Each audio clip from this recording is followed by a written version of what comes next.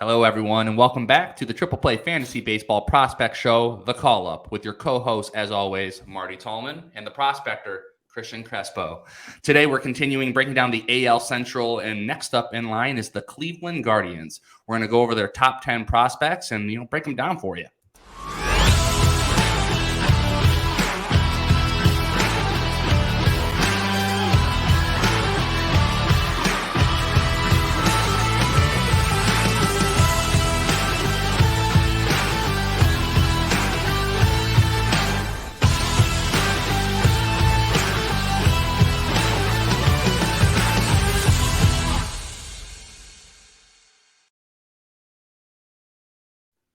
We are back, and Cristian, it's so great to see you on this Saturday morning. Tell me, how you doing, man?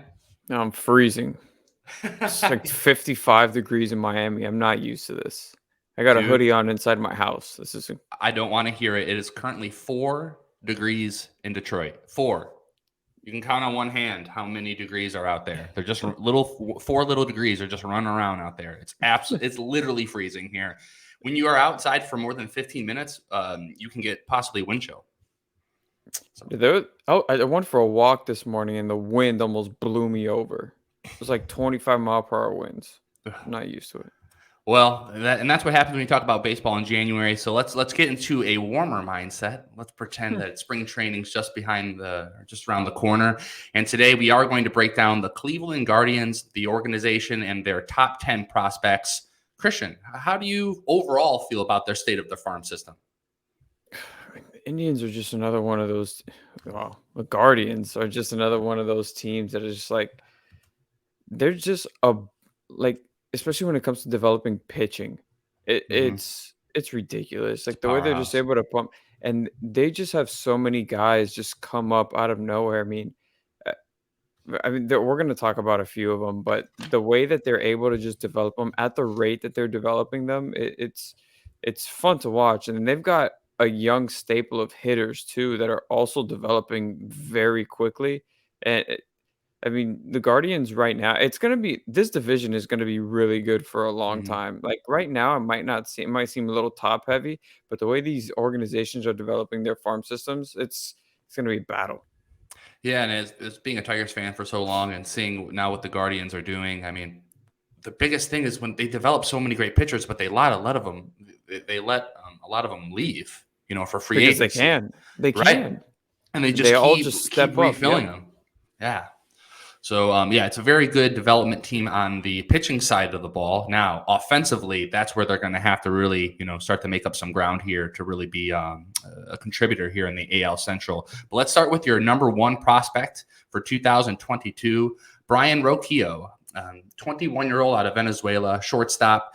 He was a 2017 international signee, and in 2021, over 108 games at A and AA, he slashed 277, 346 with a 460 slug, 15 home runs, 21 stolen bases. He's your number one guy for a reason. How do you feel about Rocchio? There's a lot to look forward to when it comes to him. A switch hitter, a very, very good bat to ball skills as well as pitch recognition. Just his overall approach at the plate is very good, very smooth. He's really quick too, really athletic, fluid hands, strong arm. So he's pretty much, all around package when it comes to a prospect. He does need a little bit more strength. The power is not really there right now. He did have 15 home runs last season, but it's something that he's going to continue to try to develop into more, especially as he continues to progress through the system. He's quick too, but he is not stolen bases kind of quick. Okay. Once he gets going, you'll be able to see it, but he doesn't have much success on the base paths. And like I said, he's just very, very smooth overall player. Do you have a player count for him? Kind of like as Drupal Cabrera-ish. Okay. Before he gained 40 pounds, as he was coming up through that system. Just very reliable, both sides of the plate. He's able to make, really, like I said, really good bat to ball skills from both sides. So like as Drupal Cabrera, kind of like Eduardo Escobar. esque. Awesome. All right, let's look at your number 2 prospect here. George Valera, 21-year-old outfielder, signed a $1.3 million signing bonus as an international signee. In 2021, over 86 games at high A and double A, he slashed 260, 405 with a 505 slug, 19 home runs, 65 RBIs, 11 stolen bases. A big bat down there. Yeah, no, upside for Valera is through the roof. This is somebody that a lot of people in that organization are very excited about, just because he has the potential to hit 300 with 25 or more home runs each season. Like that's the kind of bat and that's the kind of impact that he's going to have on that lineup. Um, like I said, the power is there. Average speed, a very, very smooth, rhythmic approach at the plate. His swing, very nice swing to look at. Mm-hmm. And it's developed very well. Also, really good pitch recognition skills. Um, and his defense isn't great, but it's something that he is improving on. So I'm really excited about him as well because he also pairs it with really good arm strength. He's going to be a decent right fielder for them. Yeah, and I was thinking of, someone that may be a little erratic in outfield but has a gun, like a Yasiel Puig, where like once he gets the ball, don't run on him, because 11 assists at that rate, that's pretty good. It should translate into, a higher end outfielder. But I'm excited for him, especially because of the power, like you said. Do you have a player count for him? So mine was kind of like Nick Markakis. Okay, yeah. Just an overall really good bat, really good player. The defense maybe isn't as elite as Markakis because Markakis was Gold Glove right fielder consistently. But what he doesn't have in defense, he makes up in more home runs. So it's a pretty good trade-off. Yeah, yeah. I'm sure the Guardians will take that. They will, especially and all of the dynasty owners as well. All right, let's hop into your third guy here, Daniel Espino, 21-year-old right-hand pitcher from Georgia Premier Academy, drafted 24th overall in 2021 over 20 games at A and high A. He pitched 91.2 innings, had a 3.13 ERA, a 1.12 whip, 152 Ks, and 39 base on balls. So he looks like he's your number one arm here in the farm system. Break him down for me. Daniel Espino, there are so many people in this industry that are high on Espino, and I am with them. And I believe he can be the number one pitching prospect in baseball next season. Ooh. Yeah. Okay. Like his stuff is that good. And the way that he is and especially in this system, like you cannot put it past them. Like we said in the beginning, the way they produce pitchers is ridiculous. But upper 90s fastball with a low 80s slider, a very sharp curveball as well to pair off with the slider. His changeup is kind of a work in progress, but it's something that's continued to look better and better as he's gone on. He has some inconsistencies with his delivery, but it's something that they're fine tuning. He does because he's a very upside arm, but it can kind of go either way. He's kind of like Nate Pearson. I'm not comparing the two directly, but just the upside he has as a starter. Like the range of outcomes for Yeah, Pearson because he has reliever risk. Yeah, because he has reliever risk too. But if he was to become a reliever, he's going to be probably one of the more dominant closers in the game. I mean, somebody that he kind of like the build and stuff was kind of staying in the same organization, going back a little bit. Danny Santana. Ooh, yeah. You remember how he came up and he was like lighting the world on fire. It was him and Carrasco just back to back. More recent comparison is kind of like Tuki Toussaint. Tuki Toussaint has like very, very electric stuff, but he's so erratic. So that's why he keeps like getting sent up and sent down in the bullpen and the rotation. But that he can be an ace of the pitching staff. Like he's that good. Yeah, and I think he's in the right organization, as we already Yeah. talked about. To be able to Yep. develop that, to be able to control his motion, to get it down to something more synchronized, something he can repeat consistently, and yeah, really fine tune his arsenal. Because, like you said, Yeah. it's pretty good. Yeah. All right, let's hop into your fourth and my favorite. I was doing my research on him. So Jhonkensky Noel, 21-year-old. He's a first base, third base guy. 2017 international signee. In 2021, over 10 games at rookie A and high A slash 340, 390, 615 with 19 home runs, 66 RBIs, and 5 stolen bases. So, sorry, that was 70 games, not 10 games. So 19 home runs over those 70 games. He was also the captain of his team when they called him up. And great young man. I want to hear your thoughts on him. Well, a couple years ago, um, the Guardians made a trade for Franmil Reyes, and they made that trade with, I guess, not knowing that they had Franmil Reyes 2.0 already in their system, because this guy mashes. But not only does he mash, but he also hits for average. Like he is a very, very, very good hitter, very polished hitter. He, I mean, against lefties and righties, the one issue he does have is that he does get really pull happy. Okay. But as he continues to develop, the patience at the plate has also gone better throughout the years too.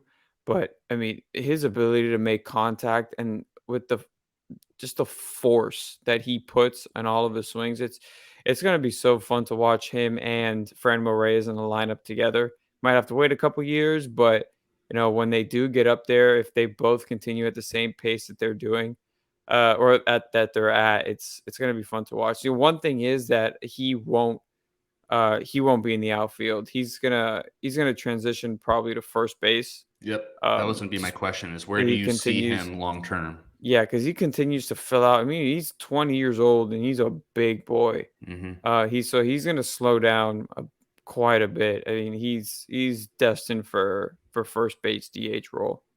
Yeah, and I definitely suggest for our listeners, if you have 5 minutes, go pull up some of his clips on YouTube. Yes. Put your headphones on and listen to the smack of that bat. The guy absolutely Just crushes close it. your eyes. Yeah, and Close just your eyes and listen. yeah, I'm super excited for him. Do you have a trajectory of when we should expect him up in the majors? I mean, he's 2024. Okay. I mean, he's 20 years old, like I said. And I mean, the hit tool continues to develop at a pretty rapid pace, but the Guardians aren't fighting for anything this year. Probably not competing for anything really next year. 2024 seems like their next window. Mm-hmm. So Yeah, and as we've talked about, and you'll see more as we progress through the AL Central, that's the window for like 3 of these teams, maybe yeah, 4. for essentially every team in the division. Yeah, That's like why that's what I'm saying. Like next couple years are going to be so fun. it's going to be a really good division. All right, let's Yeah. look at number 5.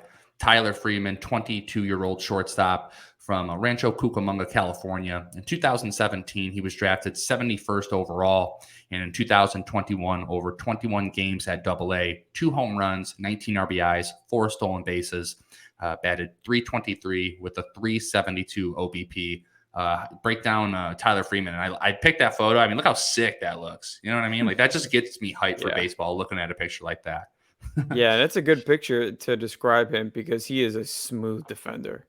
Yeah. Like he is real nice out on the field, and he's somebody that I was able to see live too in 2019. But he was like undoubtedly their number one prospect for quite a bit. Mhm. So he kind of fell off, but it's just weird how he did. He's such a quiet like player. He hits at a high average, strikes out at like 9% of the time. He's known to have some of the best bat to ball skills in the entire minor leagues. Like he's that good. He's not going to hit for much power, maybe 12 to 15 a year. He'll steal some bases, but he's going to be really good, like in the middle infield, playing shortstop, second base. Yeah. Really quick instincts too. He, you know, he his arm strength is good. So like people project him really to play more second base. He's just a really good baseball player. Not much from a fantasy side, just overall. Like he's gonna be very consistent in that lineup. Find himself there every day. Like pencil him in, he'll be there. Like Yeah. whatever position you want to put him in, he's a baseball player. What do you contribute him? Because, like you said, he had really high expectations going in at the beginning as a prospect for the Guardians. What do you contribute his kind of him stalling? I don't know.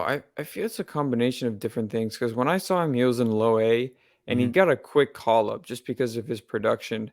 So I'm sure that I don't know. They have a lot of infielders too that are also progressing well in the system.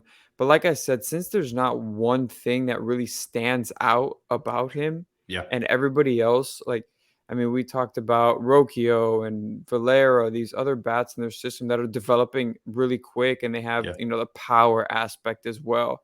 Like I said, Tyler Freeman is not going to really do one thing great. He's very good across the board. yeah. So like people kind of get not prospect fatigue, but there's nothing like that sparks like, oh man, we got to go see Tyler Freeman play. Like he's just a good baseball player and that doesn't get people excited. But Right. When Anthony Volpe is doing what he's doing, the yeah, players like this kind of fall behind. Do you yeah. have a player comp for Freeman? Just because of the role that I would see him filling at the big league levels, kind of like Kyle Farmer. Okay. Yeah.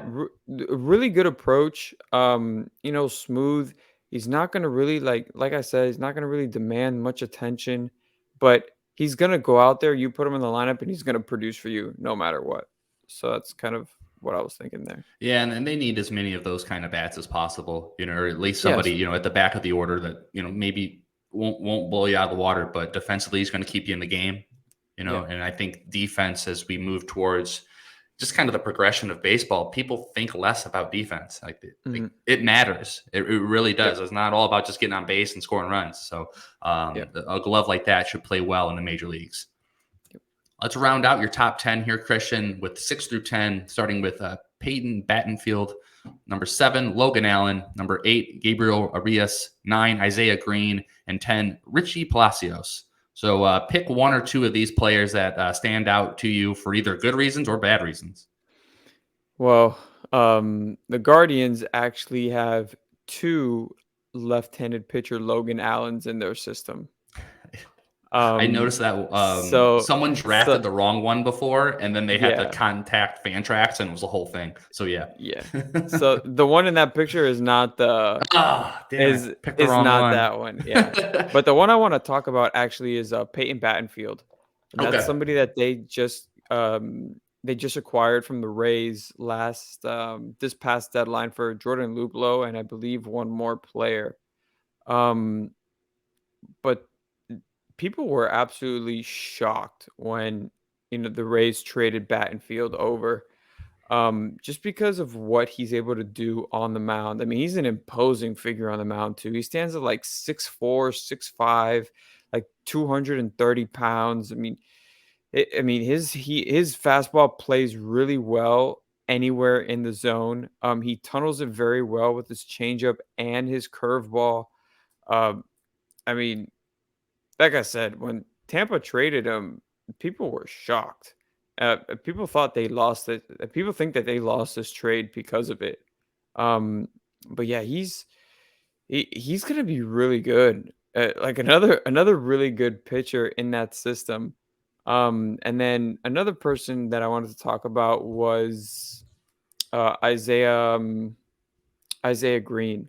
That's another bat that they're gonna have in their system that's younger. He just got drafted, so people are, it's gonna take some time, but there's a lot of upside in that bat. So like I said, we talk about them and the way that they develop pitchers, but these hitters are coming along too. Yeah, and I think that over the next 2-3 years, this is going to be an opportunity where the Guardians can actually say we can develop batters, whether it's someone we draft, someone from the international pool, whatever. We're not just a top heavy pitching team, which is what we've seen over the last few years.